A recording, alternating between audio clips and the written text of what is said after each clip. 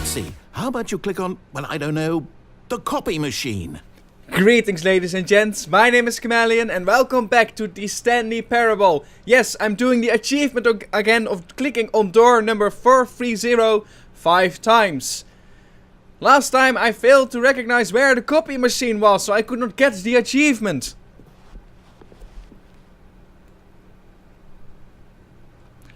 Why am I such an idiot? Oh, so here's the copy machine. All right, back to room 417. Wait. I'm really feeling it now. I think we're getting somewhere. I'm so happy, narrator, that you are so happy with my achievements, with my goals, with my things. Okay, now go climb on employee 419's desk. What?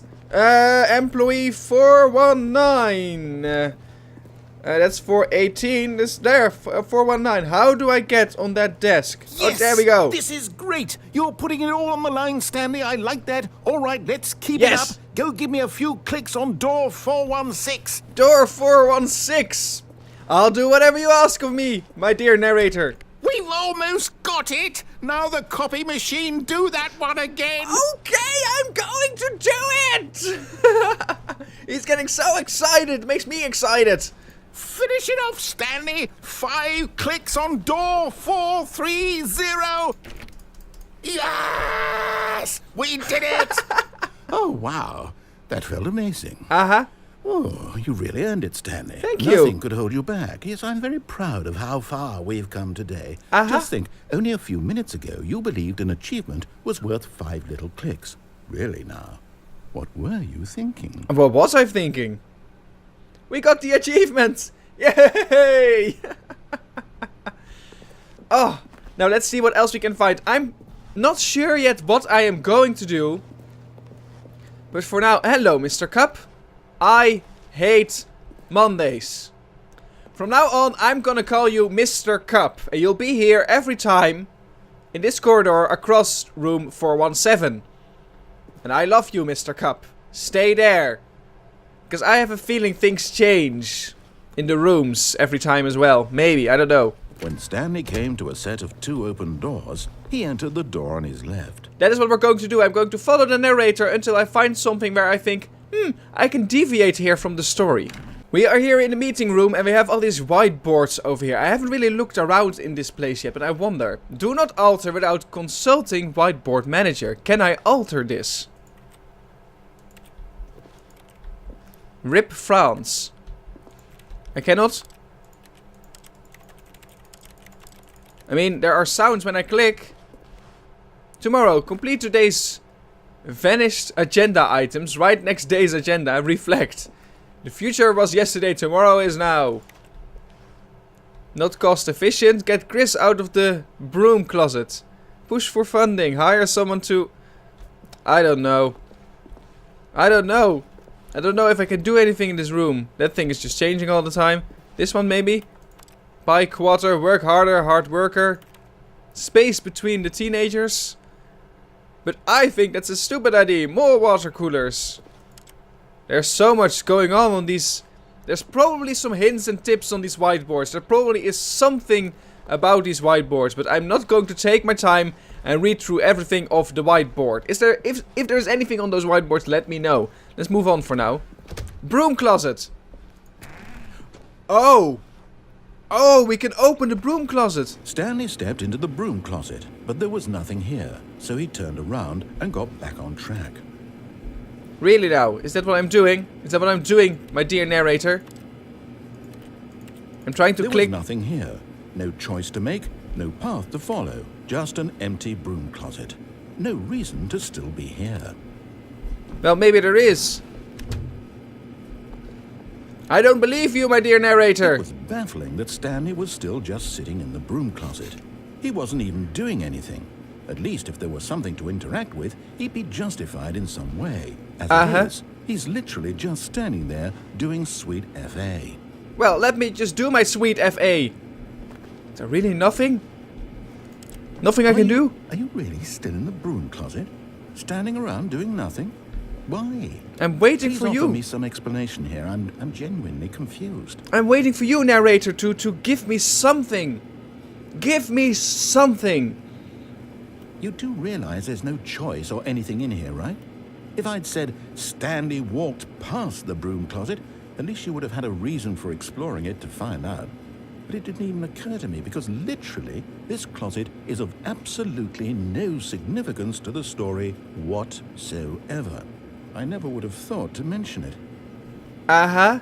And still you are trying to get me out of this closet, man. Maybe to you this is somehow its own branching path. Maybe when you go talk about this with your friend, you'll say, "Oh, did you get the broom closet ending? The broom closet ending was my favorite." I hope your friends find this concerning. That was amazing. Stanley was fat and ugly and really, really stupid. He probably only got the job because of a family connection. That's how stupid he is. That or with drug money. Also, Stanley is addicted to drugs and hookers. Well, my dear narrator, you are addicted to speed and meth and weed. I've And you're come to a smoking all the very time. definite conclusion about what's going on right now. You're dead. You got to this broom closet, explored it a bit, and were just about to leave because there's nothing here, when a physical malady of some sort shut down your central nervous system and you collapsed on the keyboard. Well, in a situation like this, the responsible thing is to alert someone nearby so as to ensure that your body is taken care of before it begins to decompose. What? Hello? Anyone who happens to be nearby? The person at this computer is dead. He or she has fallen prey to any number of your countless human physiological vulnerabilities. It's indicative of the long-term sustainability of your species. Please remove their corpse from the area and instruct another human to take their place at the computer, making sure they understand basic first-person video game mechanics and filling them in on the history of narrative tropes in video gaming, so that the irony and insightful commentary of this game is not lost on them. All right, when you've done that, just step out into the hallway.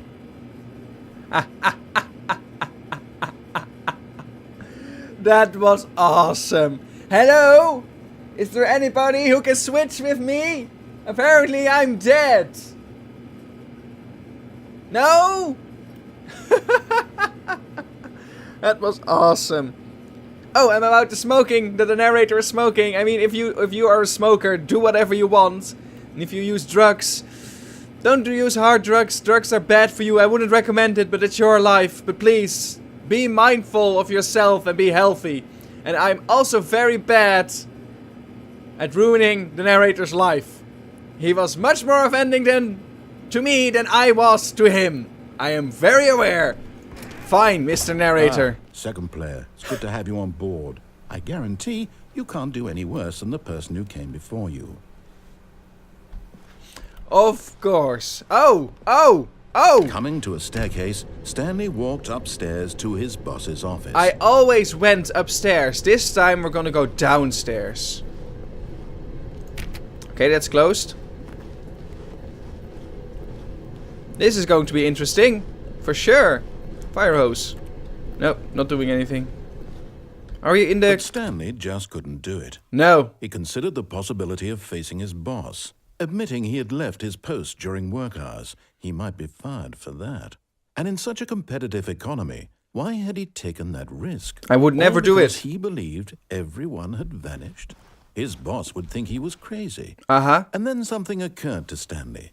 Maybe, he thought to himself, maybe I am crazy. All of my co-workers blinking mysteriously out of existence in a single moment for no reason at all. That doesn't sound good. Made any logical sense. And as Stanley pondered this, he began to make other strange observations. For example, why couldn't he see his feet when he looked down? Why did doors close automatically behind him wherever he went? And for that matter, these rooms were starting to look pretty familiar. Were they simply repeating? No, Stanley said to himself, this is all too strange. This can't be real. And at last, he came to the conclusion that had been on the tip of his tongue. He just hadn't found the words for it. I'm dreaming, he yelled. This is all a dream. It is all a dream. What a relief Stanley felt to have finally found an answer, an explanation. His co-workers weren't actually gone. He wasn't going to lose his job. He wasn't crazy after all. And he thought to himself, I suppose I'll wake up soon. I'll have to go back to my boring real-life job pushing buttons. Yes. I may as well enjoy this while I'm still lucid. So, he imagined himself flying and began to gently float above the ground. Oh! Then he imagined himself soaring through space on a magical starfield, and it too appeared. It was so much fun. What? And Stanley marveled that he had still not woken up. How was he remaining so lucid? And then perhaps the strangest question of them all entered Stanley's head. One he was amazed he hadn't asked himself sooner. Why is there a voice in my head dictating everything that I'm doing and thinking? Right. Now the voice was describing itself being considered by Stanley, who found it particularly strange. I'm dreaming about a voice describing me, thinking about how it's describing my thoughts, he thought. And while he thought it all very odd and wondered if this voice spoke to all people in their dreams, the truth was that, of course, this was not a dream. How could it be? Was Stanley simply deceiving himself? Believing that if he's asleep, he doesn't have to take responsibility for himself? You're going too deep, Stanley man. is as awake right now as he's ever been in his life. Now, hearing the voice speak these words was quite a shock to Stanley. After all, he knew for certain, beyond a doubt, that this was in fact a dream. Did the voice not see him float and make the magical stars just a moment ago? How else would the voice explain all that? This voice was a part of himself too. Surely, if he could just... He would prove it. He would prove that he was in control, that this was a dream. So he closed his eyes gently, and he invited himself to wake up. He felt the cool weight of the blanket on his skin, the press of the mattress on his back, the fresh air of a world outside this one. Let me wake up, he thought to himself. I'm through with this dream. I wish it to be over. Let me go back to my job. Let me continue pushing the buttons. Please, it's all I want. I want my apartment, and my wife, and my job. All I want is my life exactly the way it's always been. My life is normal. I am normal. Everything will be fine. I am okay. Nope. What? Stanley began screaming. Please, someone wake me up. My name is Stanley. I have a boss. I have an office. I am real. Please, just someone tell me I'm real. I must be real. I must be. Can anyone hear my voice? Who am I? Who am I? And everything went black.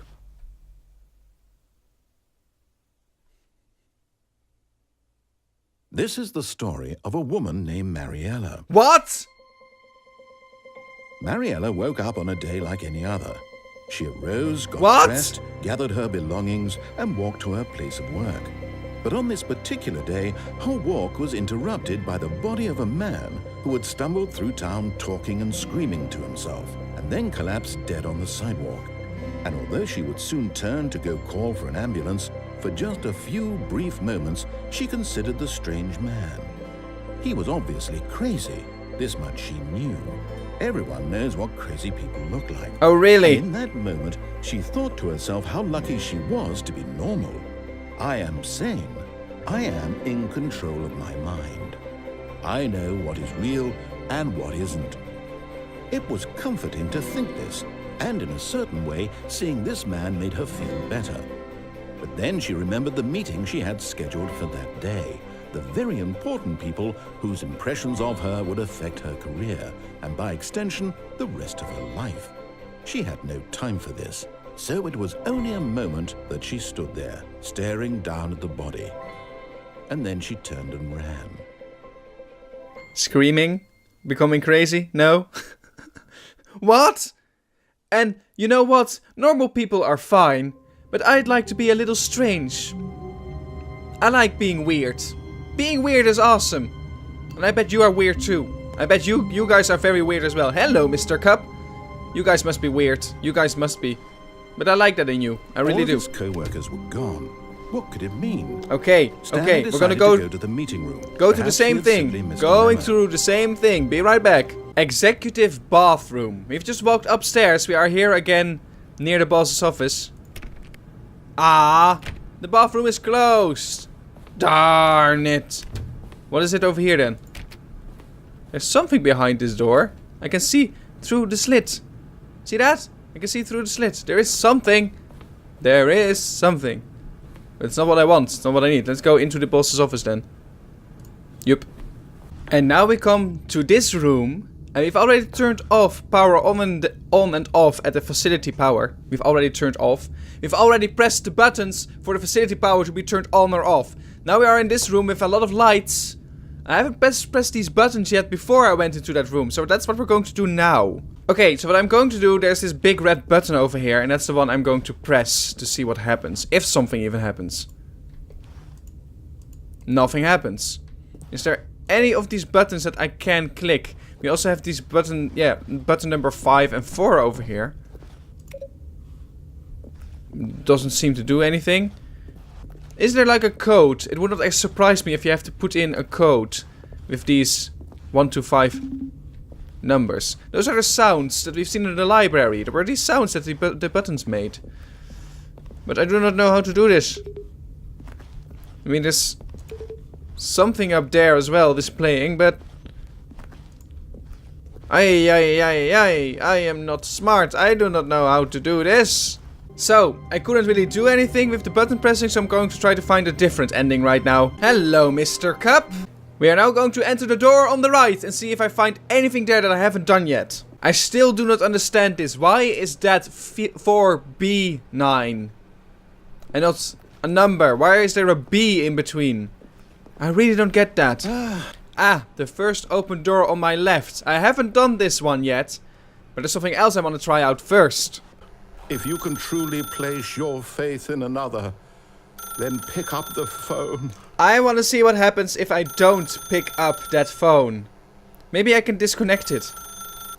As Stanley picked up the phone, a white light engulfed him. No. Filling him not just with radiance, but with hope. Hope for a life reunited one... Wait. Oh, goodness. Right. Stanley, did you just unplug the phone? Yes, I did. No, that wasn't supposed to be a choice. How did you do that? Ha! You actually chose incorrectly. I did. I didn't even know that was possible. Me neither. Double check. What? No, it's definitely here, clear as day. Stanley picks up the phone. He's taken to his apartment where he finds his wife, and the two pledge themselves to one another. Music comes in, fade to white, roll credits.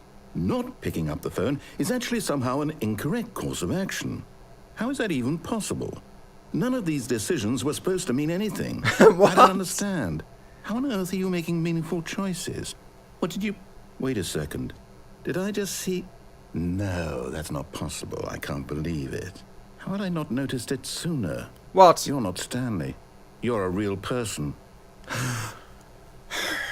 I can't believe I was so mistaken. You This know? is why you've been able to make correct and incorrect choices. And to think I've been letting you run around in this game for so long. If you'd made any more wrong choices, you might have negated it entirely. It's as though you completely ignored even the most basic safety protocol for real-world decision-making. Or did you not grasp the severity of the situation? I didn't. I won't have that kind of risk on my watch. I'm going to stop the game for a moment so we can educate you properly on safe decision-making in the real world. Please observe this helpful instructional video. What? No! Choice. It's the best part of being a real person. But if used incorrectly, can also be the most dangerous.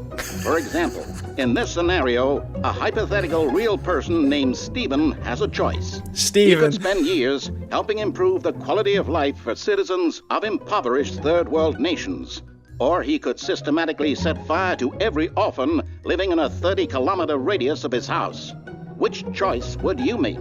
Remember that unlike here, the real world makes sense, and at no time should you make a choice that does not conform to rational logic. If you find yourself speaking with a person who does not make sense, in all likelihood, that person is not real. Allow the person to finish their thought, then provide an excuse why you cannot continue talking. Turn to a partner and practice saying, "My goodness, is it 4:30? I'm supposed to be having a back, sack, and crack." That doesn't make sense. Practice. Alright. Excellent. Making choices on a regular I wasn't basis ready yet. is the best part to a healthy decision-making process. We're just going to Most continue. medical professionals recommend making at least 8 choices per day. Do you make more than 8? Less? And finally, if you begin to wonder if your choices are actually meaningful and whether you'll ever make a significant contribution to the world, just remember that in the vast infiniteness of space, your thoughts and problems are materially insignificant, and the feeling should subside. At this time, your instructor will guide you in an exercise to test and reinforce the material covered in this video. Ah, welcome Oh. back. You may have noticed that this room has begun to deteriorate as a result of narrative contradiction. But not to worry. Now that you're properly informed on good decision-making, we're going to revisit a choice you made just a few minutes ago and see what the correct thing to do would have been. This way, please. Huh? WTF? Whoa! What do you want from me, narrator? Hey! Now that we know your There's a choices fence. are meaningful, we can't have you jumping off the platform and dying. Right. Imagine the main character dying senselessly halfway through the story. Already That happened. story would make no sense at all. We just need to get you home as soon as possible before the narrative contradiction gets any worse. Unfortunately, it seems this place is not well equipped to deal with reality. Uh-huh. What does that mean? Am I going to walk back? Why?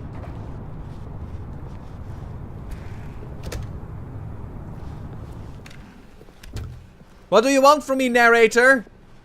Where do you want me to go? I'm so...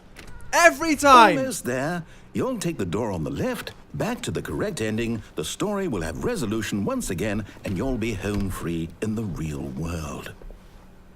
Again, this game is messing with me. Every time I record an episode, I'm feeling like, ha, I've seen it all. I know what you're about. No. Now remember, all you need to do is behave exactly as Stanley would. That means choosing responsibly and always putting the story first. I'm quite sure you'll be up to the task. Just follow my lead and you'll be fine. All right. What? When Stanley came to a set of 2 open doors, he entered the door on his left. Nope. No! Why did you do that? Quickly, hurry back in the other direction. Perhaps we're not too late. Whoa, this is freaky. Do I have to? Fine. Fine. I'll go. Sheesh. Uh-oh. Oh, it's ruined. I can't believe, after everything we talked about, that you... My story. You've destroyed my work. Why? For what?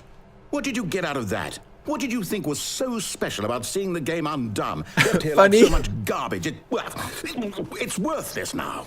And what am I supposed to do? Even if there were a way to continue, would it be worth it? To know that my Sure. story is now incorrect? How can I go back to that? I can't erase that knowledge. I'll have to live with it forever. Reliving its impossibility forever. I couldn't live that way. Is it better to shut the game down entirely? To willingly destroy all of my work? I don't know. What's the answer? What do I do? What do I do? You have a choice here. No, I have to. I have to shut the game down. I have to. No. I have to. We can still go on. Well, okay, well, that's not... Has it been shut down now or not? Oh. Oh. Oh, I'm here. I'm So still am here. I. Here in this pile of rubbish. With you. You. Who thought you were so clever. Me. Now look where we are. My entire game is destroyed. It was the only thing in the world that was mine, and you've run it into the ground. What, Sorry. did you think that would be funny? You just had to see? Didn't I impress upon you how important it was to be like Stanley? Sorry. He actually knows how to do what I tell him to. He understands that if I say to do something, there's a damn good reason for it. That thought hadn't even occurred to you, had it? That there's a world outside of you? You're a child. Well, excuse me. I'm a child. My story.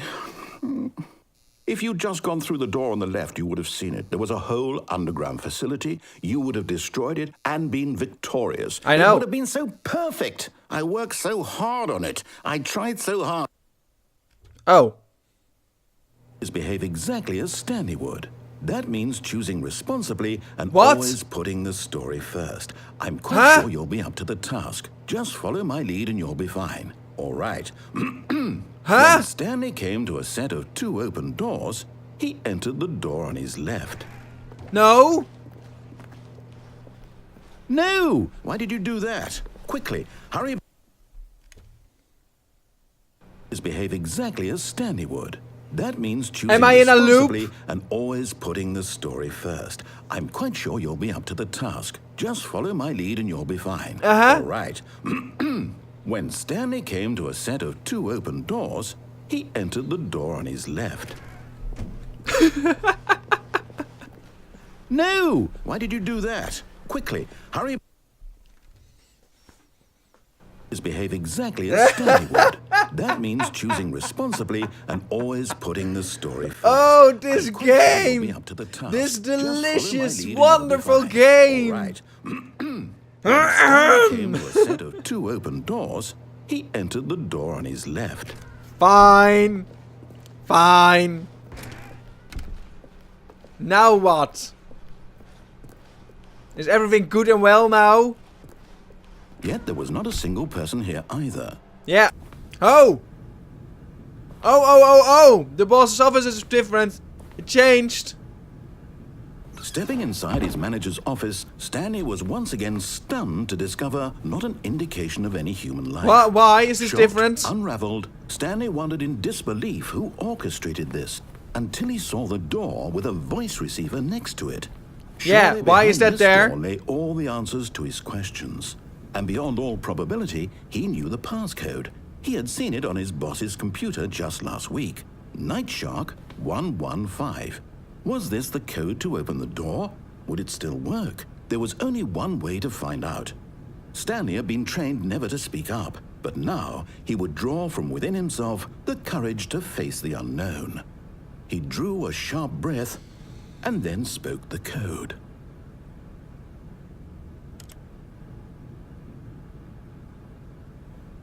Hello? Stanley spoke the code. Night Shark 115. He spoke it into the receiver, right there on the wall. Night Shark 115? Night Shark. I'm sorry, is there a problem? You didn't mishear me, did you? I'm Please trying! speak the code into the receiver. Otherwise, we can't get on with the story. This is a crucial step. Night Shark 115! I cannot talk, Okay, man! fine. You're not going to do it. But you know what? It's pretty humiliating to bring you this far, only for you to suddenly decide you have better things to do. No, I want to go asked in. you for this one single thing, for your I tried. respect. The kind of respect Stanley shows for his choices. I'm He knows trying. what it means to take a story seriously. If you didn't want to see what I had to show you, then why did you come here? You had a choice, you know. You could have gone through the door on the right. You could have done whatever the hell you wanted over there. Why did you come this way? Speak. You- Say something to me. Explain yourself, you coward. But what? Came to a set of 2 open doors. He entered the door on his left. What? Why am I? Hello? Are you... Is everything okay? Stanley, please. What is I need happening? you to make a choice. I need you to walk through the door. The Are you end. listening to me? Thank you for playing the Stanley Parable. Is everything all right? Stanley, this is important. The story needs you. It needs you to make a decision. It cannot exist without you. Do you understand me? Whatever choice you make is just fine. They're both correct. You cannot be wrong here. We can work together. I'll accept whatever you do. I simply need you to take that step forward, please. Choose. Do something. Anything. This is more important than you can ever know. I need this. The story needs it. Oh, narrator. So, you hear me? Are you there? Are you listening to this? Stanley, are you there? That sounds so sad. Okay. It's okay, I can wait. You need time to decide. Time to make sure your choice is correct. That is the best choice. That's all right. I'll wait for you to decide what's the right thing to do. Come here, narrator. Give me a hug, man. Give me a hug, bro. It's gonna be fine.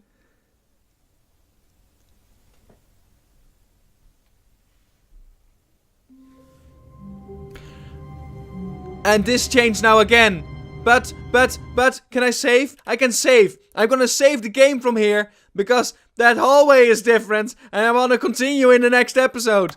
So, new save game. Yeah. How can I, is it safe now? Okay, it is saved. It is right over here with the different hallway. Fantastic. What? Thank you so much for watching. If you like this episode of me playing the Stanley Parable, give it a thumbs up, and then I will see you in my next video. Oh, I'm going for it, baby. I'm going for it, baby.